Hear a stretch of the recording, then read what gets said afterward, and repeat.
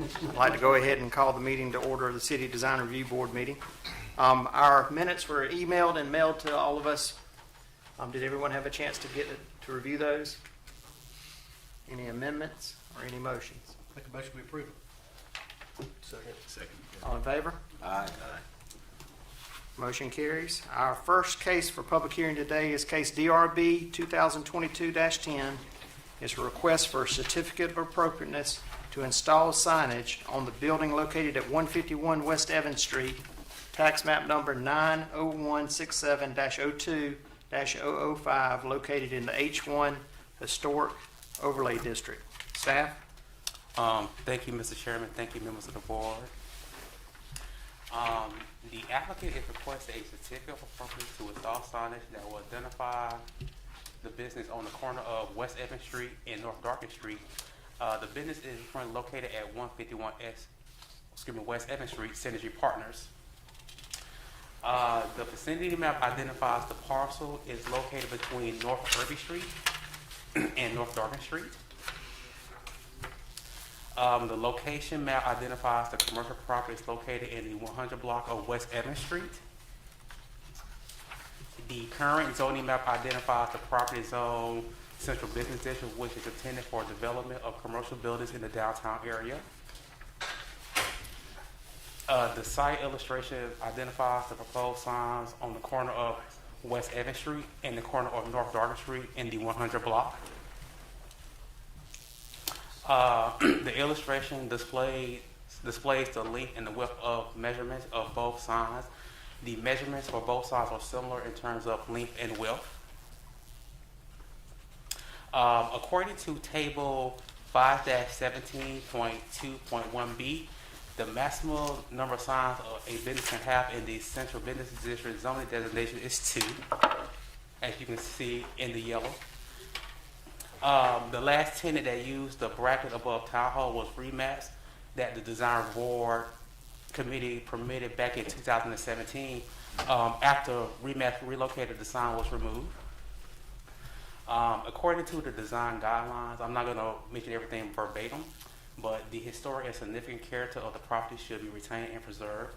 The scope of work to the building and grounds includes the applicant is proposing to add 2 wall signs that will identify the company, Synergy Partners, which will be visible to pedestrian and vehicle traffic who are walking and driving on the corners of West Evans Street and North Darkin Street. In the 100 block above Town Hall Restaurant and Bar.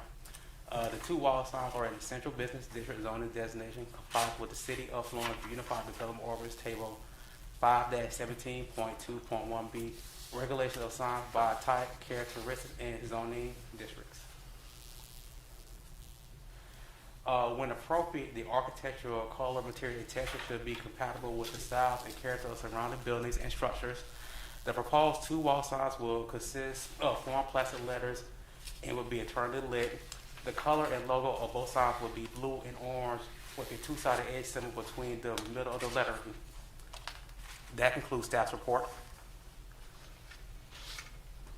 Anyone have any questions of staff? I do have just a basic question regarding lighting. Is there a lumens guideline for businesses, I guess, within the historic district? As far as like how bright the signage can be? There's nothing specifically written for lumens requirements. Okay. Obviously, per DOT standards, it can't be distracting for drivers and things of that nature. It can't be directed onto the street and things of that nature. We do have in other areas or throughout the city for animated signs, we do have some lumen requirements, but not for general signage. And it's, I guess a follow-up question would be, is that something that we need to, I guess, consider in the future, just with the, future development of downtown and more residential, residents coming downtown? I can foresee that being an issue potentially. In a mixed-use environment, it could always potentially be a problem. So I think that's justifiable for us to look into and see if that's something we need to put in place. And that could potentially be in the Unified Development Code for the Central Business District, since it is, or any of our mixed-use districts, to put into place something of that nature. Okay. And also, as a point of clarification, location. I know on the maps, it had the address, the main address of Synergy highlighted. That is their primary address, but they occupy several buildings downtown, and this location is the one on the corner of Evans and Dargan Street. It's the second story of that. Just, I know the maps had their primary location highlighted, but the parcel in question is the one on the corner, because they do occupy multiple tenant spaces downtown.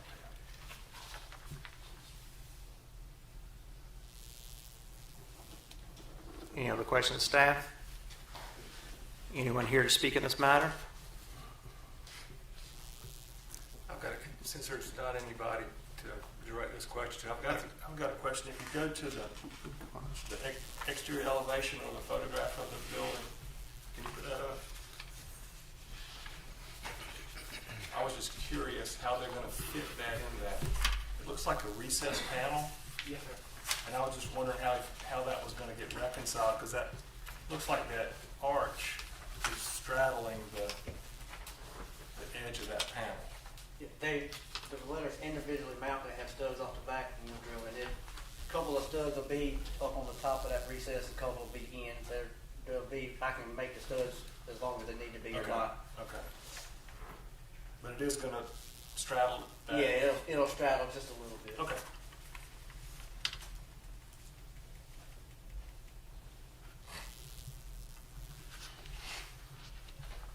Any other questions? Okay, thanks for your time. Okay, we'll go ahead and close the public hearing and open it up for discussion or a motion.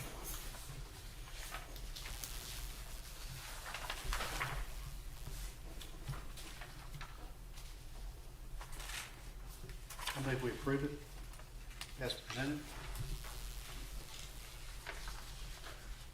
A second. All in favor? Okay, the certificate will be issued. Congratulations.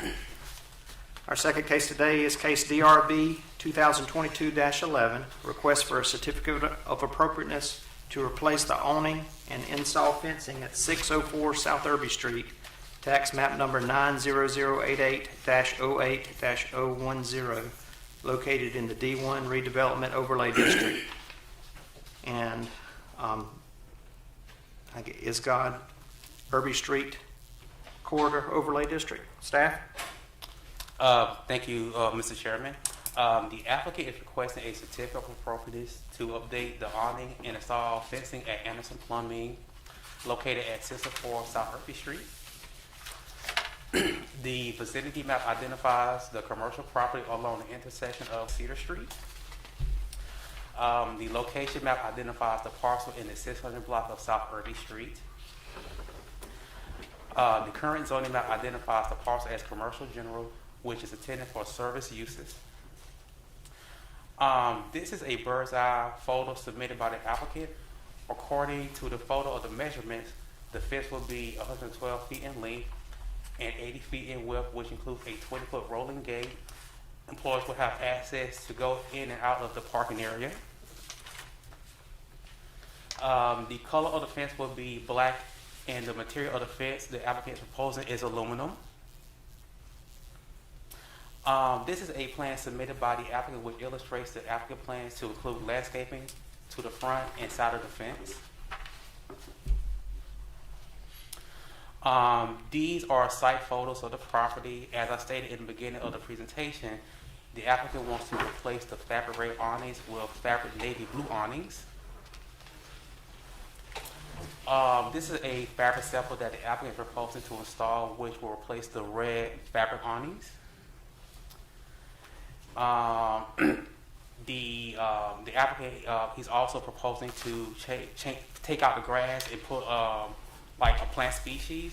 The plant species that will go in the grass beds and mitigate the area will be Rose Creek abella and red Carmela bush. According to the design guidelines, the historic and significant character of the property should be retained and preserved. The scope of work to the building and grounds includes the applicant is proposing to replace the existing red awning with navy fabric awning of identical size, shape, and location. The applicant is also proposing to install a black aluminum fence in the existing parking lots to the south of the building. The height of any alteration or construction should be compatible with the style and character of the proposed or modified structure or buildings and the surrounding buildings and structures. The proposed fence will be 6 feet tall. The awnings will match the existing size and location. The visual relationship or open space between buildings or structures should be compatible with adjacent buildings or structures. The proposed fence will be 6 feet high and will surround the existing parking lot. Landscaping is proposed to lessen the impact of the fence. Landscaping should be added that enhance the property, provides for green space and appropriate buffer between land uses. The proposed black aluminum fence to the south side of the property would close the side entrance of the property. The applicant plans to landscape the exterior of the fence and the current grass areas in the front of the building. The predominant species proposed are rosewood umbrella and camellia red. When appropriate, the architectural detail, colors, materials, and texture should be compatible with styles and character of the surrounding buildings and structures. The existing red fabric awnings will be replaced with navy awnings. The proposed fence is aluminum and the color of the fence will be black. This concludes staff's report. Thank you, staff. Anyone have any questions of staff? I got a general question. Yes, sir. Do we look at it differently if somebody's adding awning, if somebody's replacing awning, if it's already there? Is it looked at differently? I think with the navy fabric awning, it would kind of be a better fit due to the fact of the color of the building. Okay. Are there any other questions? With the fence and you said it's automatic opening? Yes, sir. Is that located on Irby Street or the adjacent street? That would be located to the property, and the reason I'm not sure if you had opportunity to kind of review what the staff report, but the purpose of the fence is for mostly security reasons. Yeah, the gate would open off of Irby Street. Okay. And it looks like it's enough room to pull in and fully get out of the right of way before opening the gate. And we also ask about delivery trucks and things of that nature. And apparently they'll be given either the access code for their normal delivery routes or a key, like an electronic garage door opener. And every employee, according to every employee would have that access to open the fence. Okay. Any other questions of staff? Anyone here to speak in this matter? Approach the podium and state your name, please. My name's Philip Anderson with Anderson Plumbing. We're seeking the variance for the height increase just because the bus station's across the street. We've had people parking in the parking lot, and we have some ladies in our office in Hartsville that'll be coming back and forth to this building, and so that gate that you asked about will be automatic. They can hit it, roll in, close the gate. And so we want to provide them with as much security as we can, so that's why we would like for it to be a little taller. But we are prepared. Tommy Taylor's done us a drawing for the landscaping so that we can come in front of it and kind of screen it across the front and down the side. So our basic tenet is that we have it for security, but it will be nice looking when we get through with it. You have any other question? It'd be nice to have some flowers along Irby Street. Yeah. We'll go ahead and close the public hearing and open it up for discussion or a motion. Motion to approve as submitted. Second that. A motion and a second. All in favor? The certificate to be submitted. Congratulations. Our third case will be case DRB 2022-12, a request for a certificate of appropriateness to paint signage on the building located at 492 West Chevis Street, tax map number 90074-07-035, located in the D1 Redevelopment Overlay District. Staff? Good afternoon. This is a request also for signage, but this one is going to be, they want to paint the signs onto the existing building. This is located at the corner of West Chevis and Worley Street, and it is a real estate office. It's own central business district. These are site photos of it. It was recently renovated and painted. The brick has been painted. And the applicant, he is putting just a simple plaque up next to the front door to identify it, but he would like to paint on the side and the rear of it his logo, which is as you see here in the photos. And it'll be painted directly on the brick. And a couple of years ago, the Mailroom Barbershop on Irby Street did the same thing on the back of their building. And but I think it's been painted over. So because the building's already painted, this will not be making any general change to the structure of the building itself. And it could be repainted without damage in the future if the tenancy changes. And the size of the sign is in proportion to the building. It does meet the requirement for signage in the central business district. And so that concludes staff's report. Any questions of staff?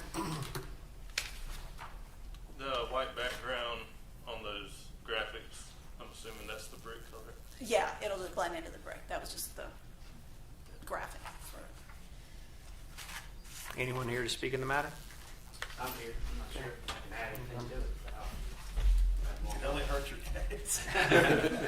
That's Mike Kane. I'm Adam Cross, and so I assume you're Elaine. Yes, sir. Thank you for your help.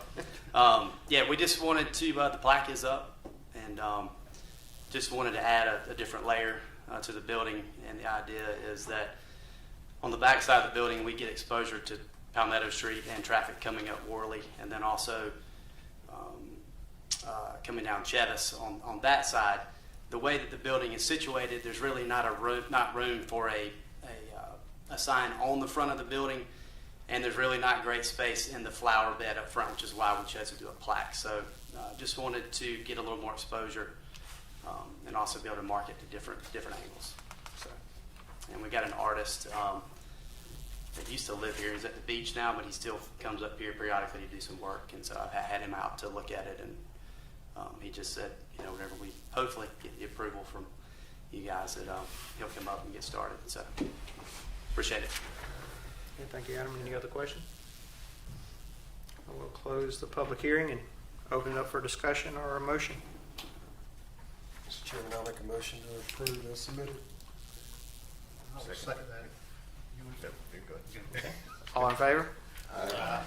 Motion carries. Certificate to be issued. I'm a competitor. I want to be on the record. Thank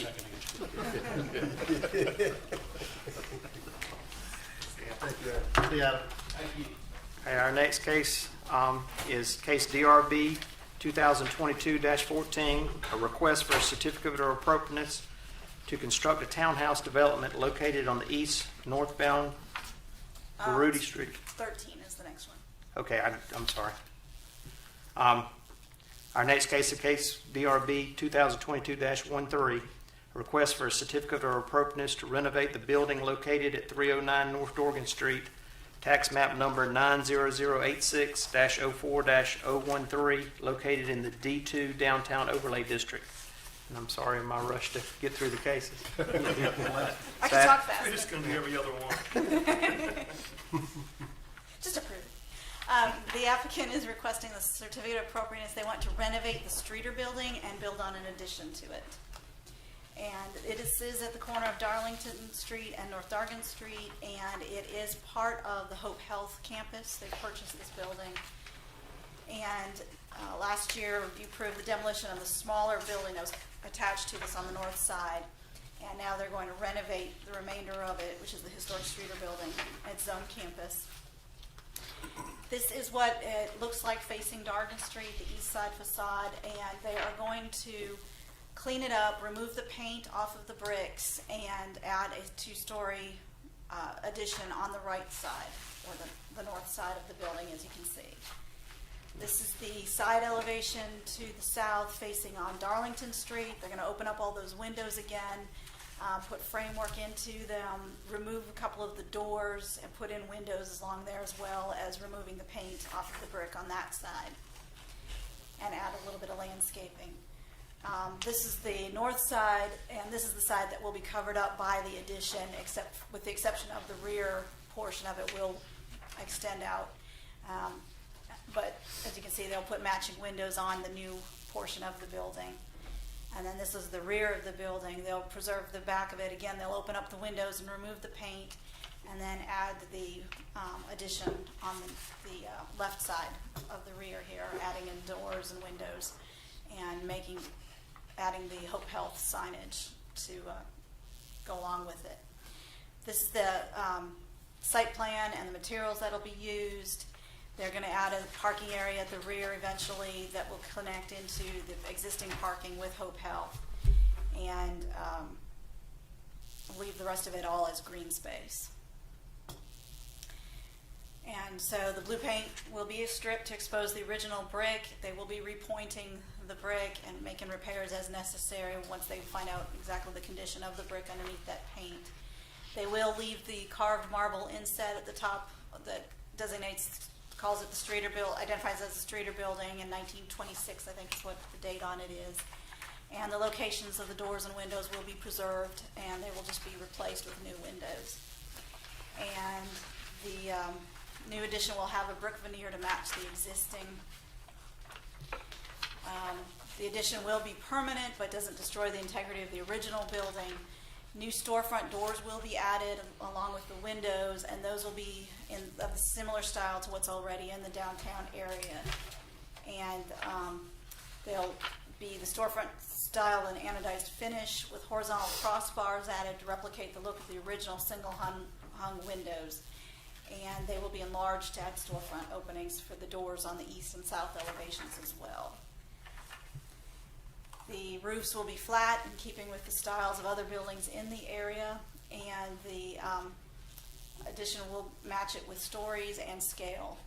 And it is compatible with the other buildings in the downtown district, and the storefront windows are also compatible. So that concludes staff's report.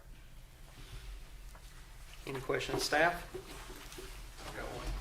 And I should have looked this up before I came, but don't the design guidelines talk about additions to historic buildings as far as contrast? Doesn't it speak to, Jerry, you help me out on this, as far as distinguishing old from new? It does. Can we find that? Yeah, and this one's not in the historic district. It's just outside of it. Oh, is that because it's It's in the D2 district. okay? Okay. And how far are we from the historic district? Street away. Street away. Yeah. It's on the other side of the It's on the other street. side. Is it considered a historic building? To be honest, I know it's I'd have 100 years old or so. Yeah, I'd have to look and see if it was one of the ones listed as a contributing building to the downtown. I would have to look and see. I do not know. That's in some old paperwork, Right. and I can't remember off the top of my head. But with reference to, I know it speaks to that in the H1 district, but in the D2. And that may be irrelevant if it's not in it. So I guess my point was going to be, when in the front elevation, it looks like to me that the goal is to match the existing building. And if you look at the wording of the passage I was talking about, it talks about trying to distinguish and complementing, but also, I might paraphrase here, but so when you go by there, you can see what's old and what's new. In that way it kind of reads, Jerry. Mm-hmm. It does, very much so. It looks like at the end of the day, it's going to be tough to distinguish what's 100 years old and what's not. And I know that seems like an ideal thing, but to me, we should separate eras architecturally.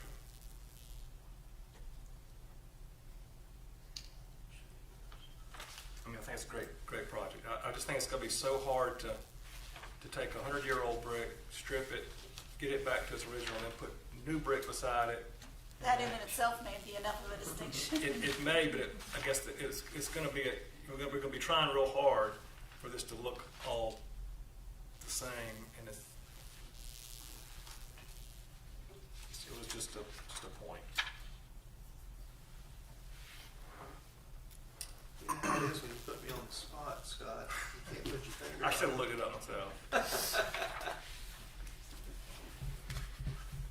there's actually some photographs, some graphics of, And, you know, that is when they did the post office, the old post office, there was a renovation, or there were different, I guess, iterations of that, and that's one of the things that was discussed at that time, I do recall. but it being not in the historic district is kind of a moot point, I guess.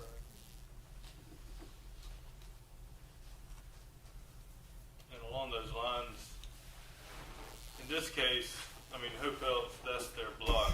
It just happened to be in there. But, I mean, for future cases, what district it's in could be the decider of where they chose to buy and renovate. Right. So yeah, I think definitely go with the rules of each district as it pertains to those buildings. In the H1 district, it does talk about how additions or the evolution of development of a building and how they've been modernized and how that, you know, the different, I guess, sections of a building are characterized by the era and history in which they were developed. It does speak to that in the H1 district. But Elaine, I'll retract my question since they're not in the H1. You can move on. I appreciate you testing Jerry then. I know, I'm gonna, He failed, by the way. I'm gonna have to study up. Look at the minutes, read that he failed. Any other questions of staff? Anyone here to speak on the matter? Okay. I'll just answer questions if you Okay. have any. But I'm Dennis Ward with FW Architects. Scott, you brought up a very good point, and we may very well be coming back before you all with a change in the brick color. Because as Scott mentioned, and Elaine, we don't know what's going to happen as we remove that paint off the brick.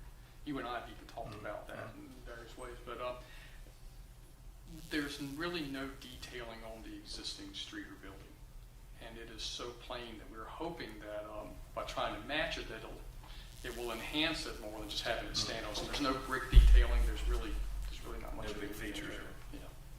Well, no matter what you do, it's going to look better.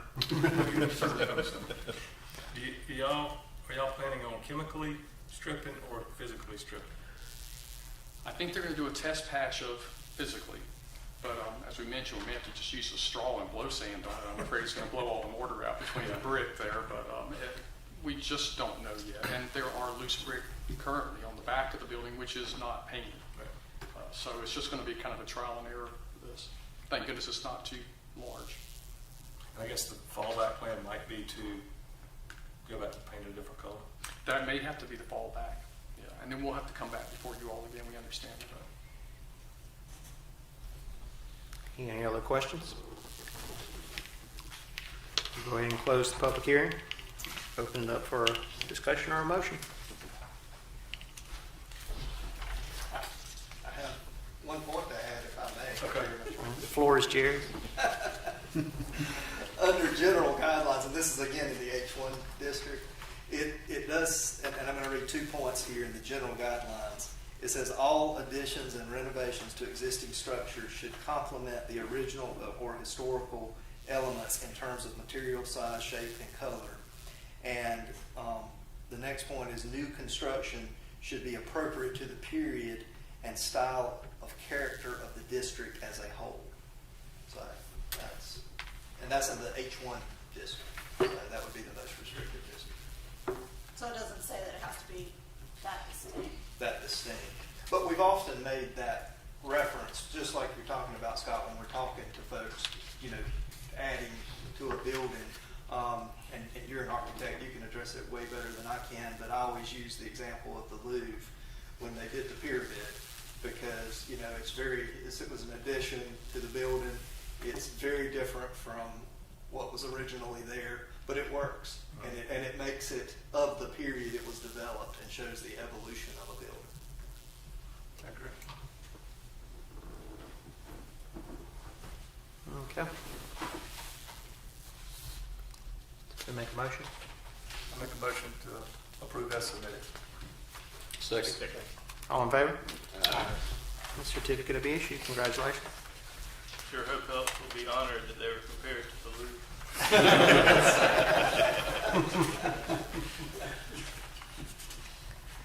Our next case will be case DRB 2022-14, a request for a certificate of appropriateness to construct a townhouse development located in the east northbound Baruti Street, tax map number 90170-01-023 and 90170-01-024 and 90170-01-025 located in the D2 downtown and W1 food and artisan and warehouse overlay district.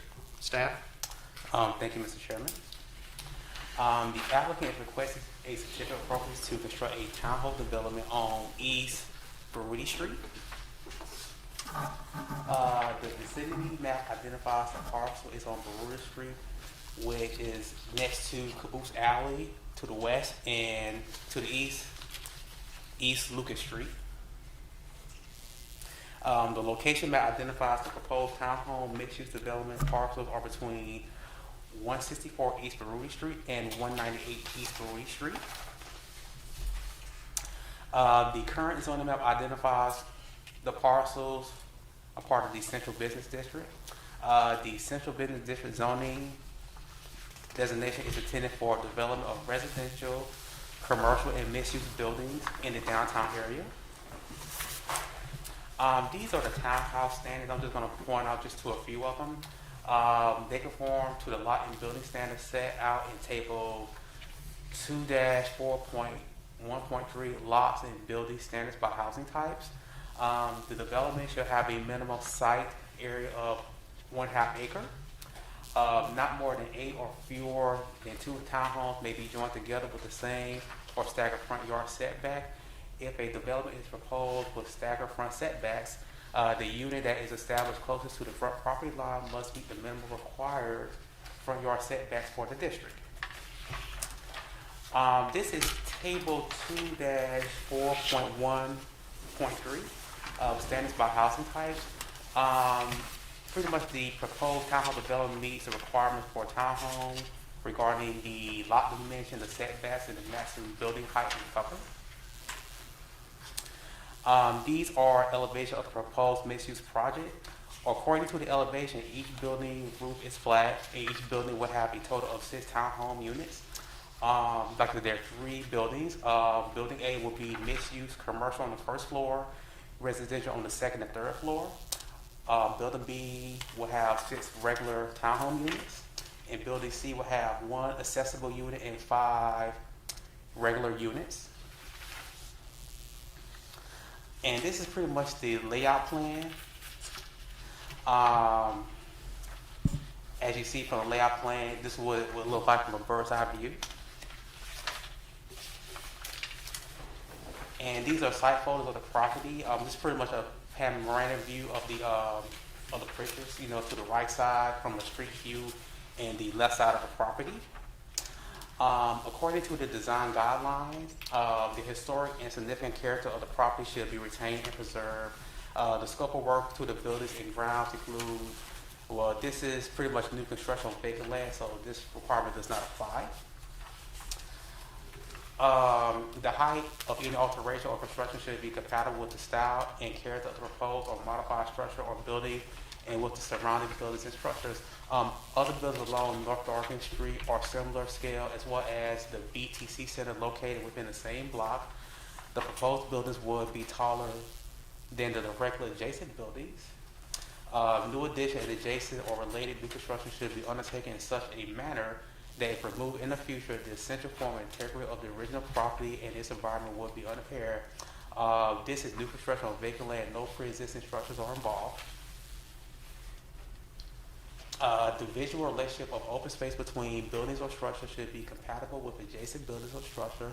The mixed-use project would be new construction on vacant lot and would be approximately to the more densely developed downtown historic district. Minimal setbacks and dense development will further the urban character of the downtown. The design of the roof should be compatible with architectural styles and character of the existing buildings and surrounding structures. The attached elevation illustrates a flat roof for the proposed commercial and residential buildings. The scale of buildings or structures after alteration, construction, or partial demolition should be compatible with the style and character of surrounding buildings and structures. The attached rendering illustrates the scale and character of the proposed building as it fronts on East Baruti Street. The buildings are of urban character and similar to others in the downtown. When appropriate, the architectural detail, colors, materials, and texture should be compatible with the style and character of surrounding buildings and structures. The proposed townhouse will have the earth tone colors with primary exterior materials consists of brick, cast stone, aluminum / glass storefronts, and steel cable guardrails. The proposed windows and door sections will include the following materials as illustrated. You will have double hung windows, aluminum clad wood. Entry doors for the residential unit will be either fiberglass or steel.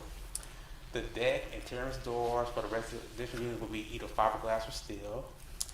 The entry doors for the retail unit will be fiberglass or steel. In terms of the garage doors, there are two options. Option one, the material will either be steel, aluminum clad, colors, black. The style will be a clear one. And for the garage door, for option two, the material will be steel or aluminum clad, colors will be black. The style will be Stockton 2. And that concludes staff's report. Anyone have any questions of staff? I would like to make one reference. This actually went before Planning Commission for sketch plan approval, and it was approved by Planning Commission. Thank you.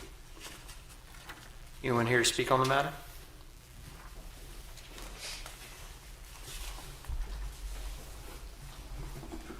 Good afternoon. I'm Ashby Gressett, architect, S&W, SSOE from Columbia. Wesley Martin is also here as the developer. Don't know that you need any synopsis about it, but I'm here to answer any questions that you might have.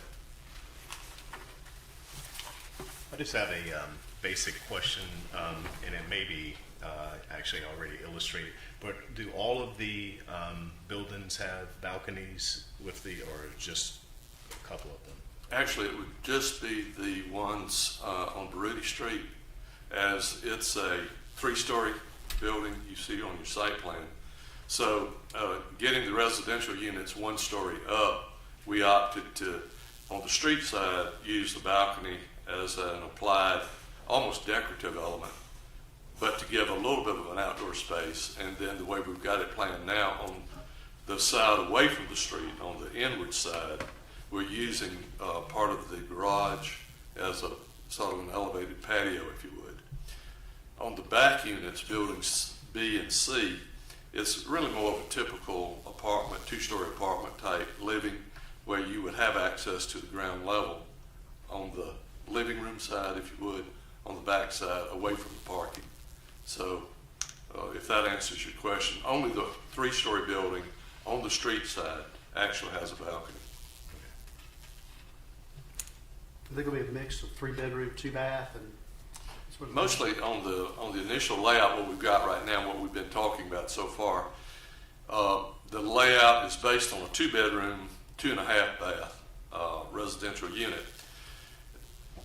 Even though you're not real concerned about the inside of the layout of the unit, we have designed it in such a way you might could have a little flex space, if you would. The dining room could become an at-home office, or it could become, I think, a small 3rd bedroom. But it would probably be marketed as, quite honestly, as a 2-bedroom, 2.5-bath unit.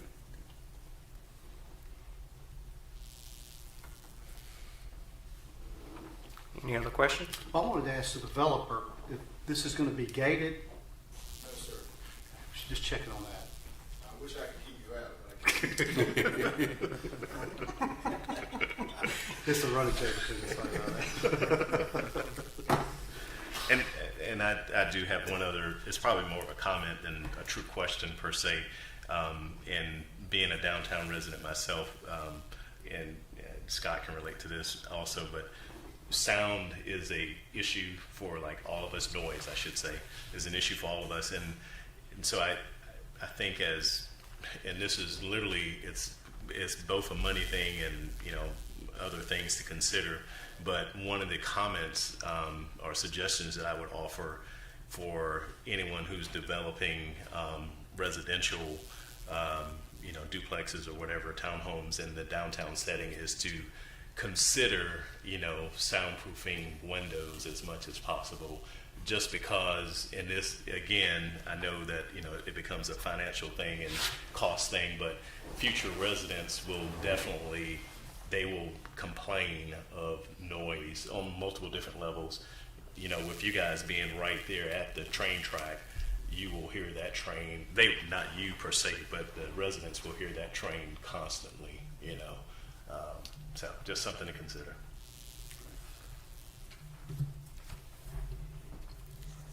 Any other questions? Hearing none, we'll go ahead and close and open it up for discussion or a motion. I believe we approve as submitted. I second that. All in favor?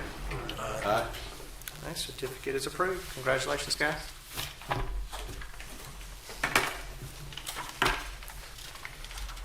Our sixth and final case for the day is case DRB 2022-15. It's a request for a certificate of appropriateness to repair the house located at 353 Timrod Park Drive, tax map number 90076-04-005, located in the D4 Timrod Park Overlay District. Staff? Mr. Chairman, I need to recuse myself from this. Okay. Good afternoon. The owner is making a request. This is a large house with a attached garage, and a separate garage to it.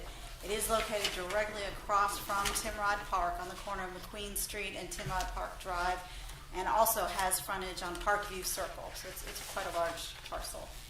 As you can see from the aerial here, there's a house. It has an attached mother-in-law suite, and then there is a detached garage to the back of it, to the rear of it. The house is zoned NC 6.2. It is zoned for residential, single-family and duplex residential. These are some site photos of the house as it is now. As you can see, the lot is quite overgrown, particularly those magnolias at the front. And the part of the request is to clean up a lot of that overgrowth, trim back those trees so you can actually see the house from the street, take out some of the volunteer trees and other things that are threatening the building itself, just generally clean it all up. And the scope of work, actually,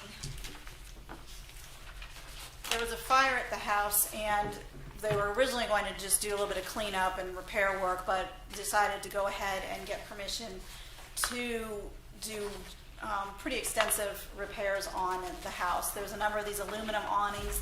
They want to clean those up, maybe paint them, maybe remove them.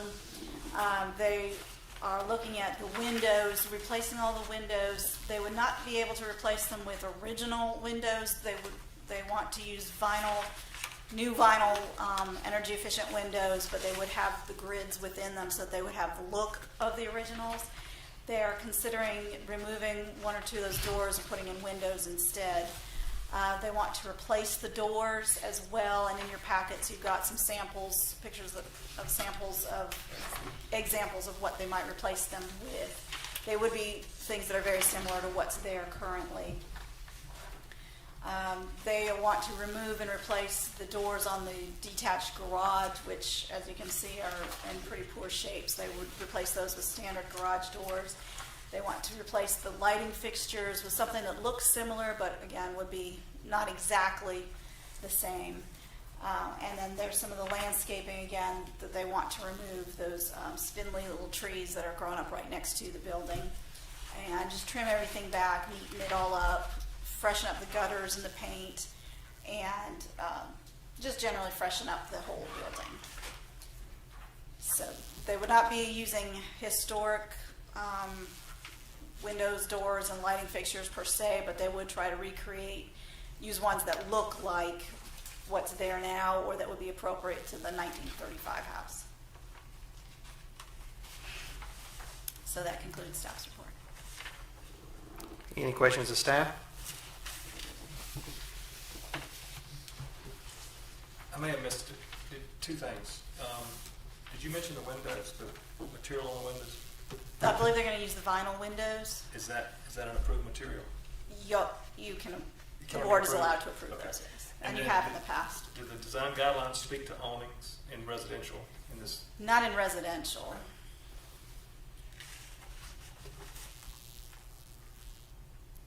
Any other questions of staff? Anyone here to speak on the matter? I should probably walk over here. I'm the applicant on behalf of the owner, Mike Padgett. In this case, I'm playing contractor for the owner. So, fire away.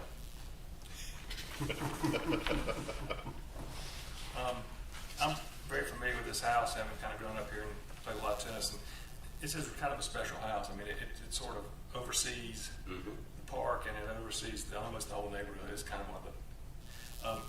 I would just encourage them to remove those awnings. I think those were, practical, but I think they really detract from the architecture.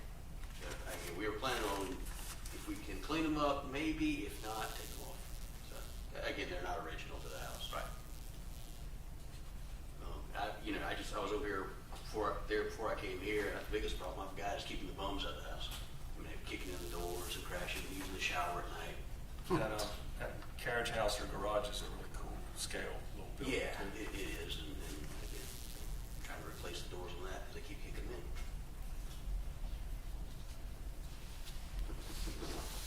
Was the fire pretty recent, Mike? January. Okay. The mother-in-law suite, so if you're facing it from the side, there's a mother-in-law suite that was an addition, and it looks like it's like a 2 or 3 phase addition where they added that and then added a porch and then covered the porch and closed the porch and opened it up. But yeah, so it burned pretty good, and then it smoked the whole house. So we're giving the interior of the house a facelift and completely good and redoing the mother-in-law suite. Any other questions of Mike? Hearing none, we'll close the hearing for discussion or a motion. Make a motion we approve as submitted. Second that. All in favor? Motion is approved. Mike, congratulations. Certificate to be issued. Appreciate everybody's time today, and we will reconvene here on May 11th at 2 o'clock, if the clock is correct. On May 11th. Thanks, guys.